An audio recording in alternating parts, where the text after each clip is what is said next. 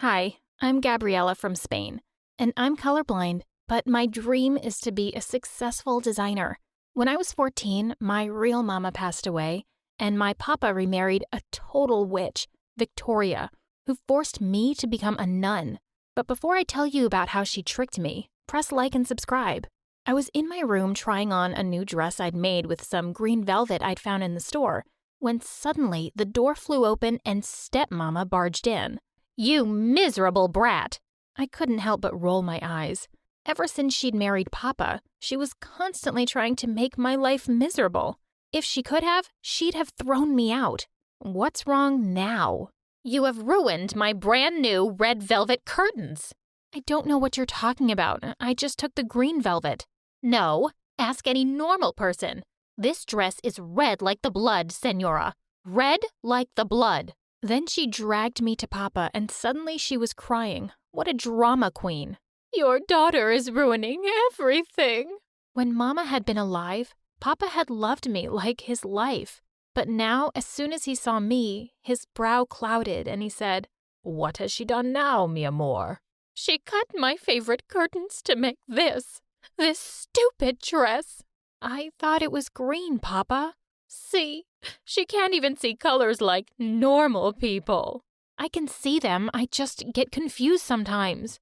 "Oh, for God's sake, I'm your mother now, and I know you can't." I was suddenly furious. "You're not my mother. My mother is gone, and I hate you, and I want to leave." "And where do you want to go?" "Mama said she would send me to a school where I could make all the clothes in the world." But then Victoria cut in. "That's actually a wonderful idea, sweetie. She'll grow up wonderfully in a school like that. And I have just the place in mind." A week later, she dumped all my things into a bag and drove me to a place far, far away.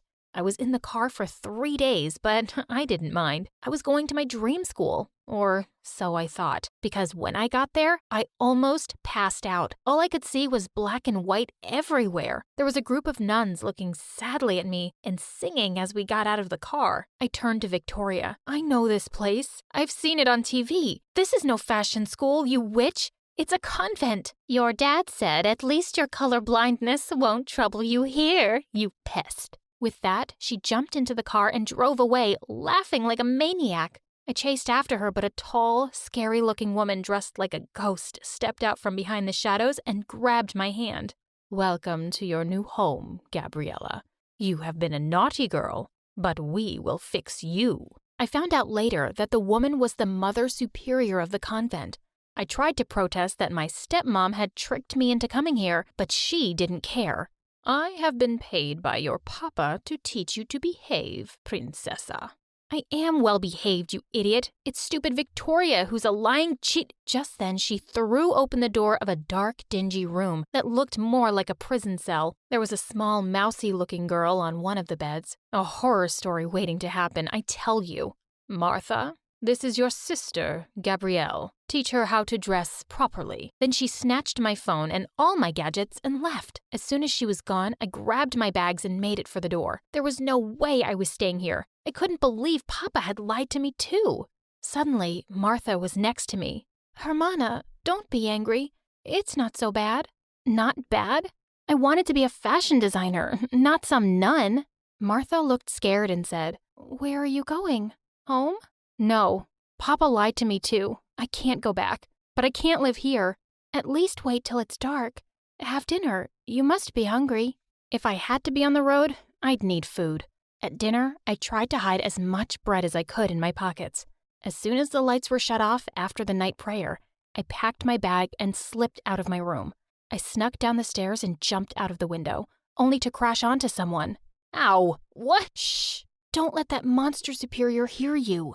If you help me run away, I'll give you all my money." Just then, the person lifted a torch to my face and I almost screamed. It was the Mother Superior. The woman just wouldn't leave me alone. Everywhere I went, she would follow me like a shadow. So I decided to mess with her. One night after prayers, I sat up with Martha talking to her about all the boys I'd ever dated. So there was Alfred. He had the cutest smile. And Jose with the most gorgeous abs. The guy was such a babe. If you could see him, Martha, you'd fall in love with him.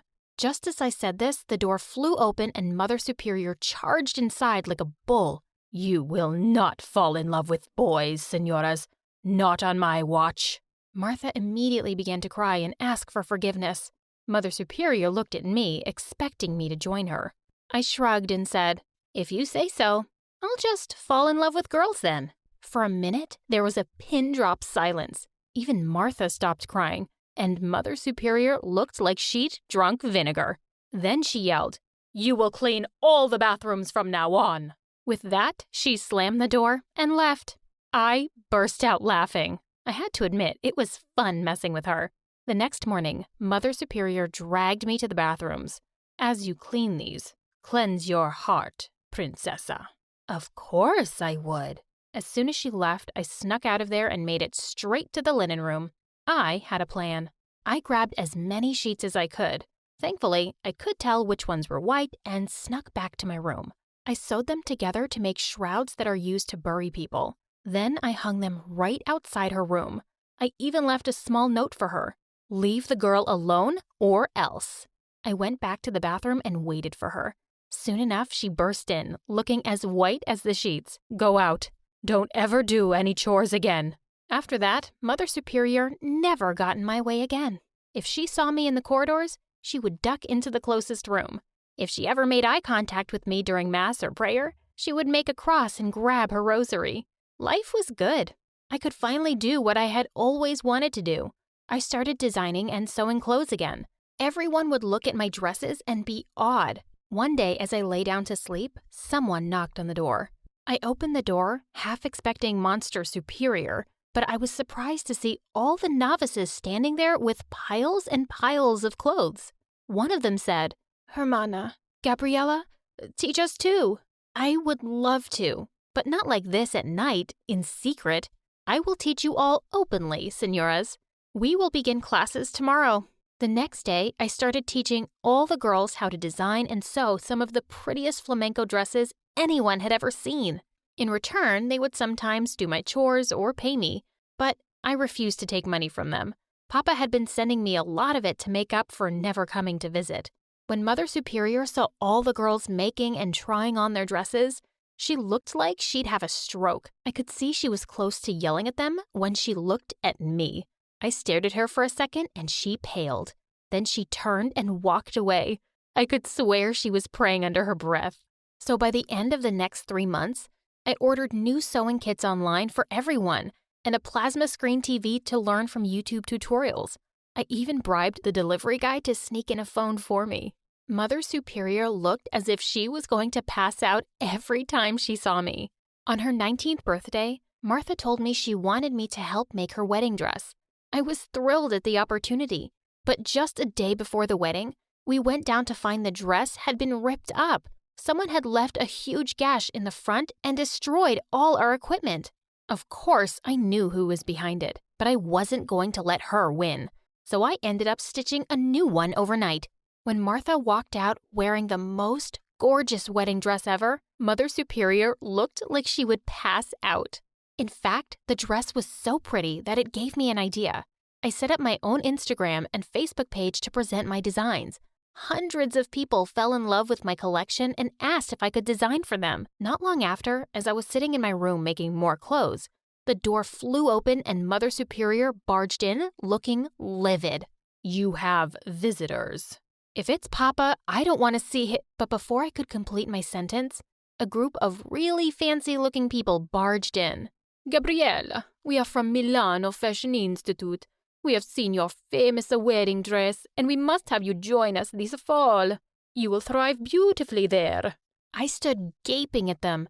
Behind them, Mother Superior flopped into a chair, looking horrified. "You what? How did you even find me?" "From your Facebook page, of course. Show us some more of your work, Bella." I jumped and started showing them the outfits I had made, telling them about the combinations I thought possible. "This pink shirt goes here. It goes wonderfully with this blue skirt." He laughed for a second, then looked carefully at me. "Bella, they do look good together, but these are not blue and pink." At this, Mother Superior jumped up laughing and yelled, "She can't recognize colors. She can't be a designer. That's nonsense. I'm protecting and saving her from all the humiliation she will face as a colorblind designer, and I'm asking you to leave since you came to my convent without my invitation." The group looked taken aback for a minute and then turned to me. "Bella, is that what you want?" Yeah, in her dreams." "No, you can't leave here. Not on my watch."